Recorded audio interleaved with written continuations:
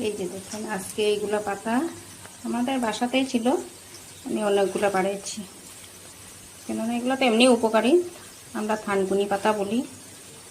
এই যে দেখেন কত সুন্দর ফ্রেশ পেড়ে আমি ধুয়ে রেখেছি। তখন এটাকে আমি এই যে মিক্সি গ্রাইন্ডারে সব ঢেলে দেবো।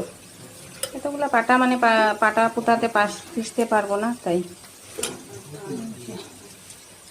তো এইখানে আছে অল্প আদা, কাঁচা লঙ্কা দুটো আর রসুন, এটা ওইখানে দিয়ে দেবো একসাথে।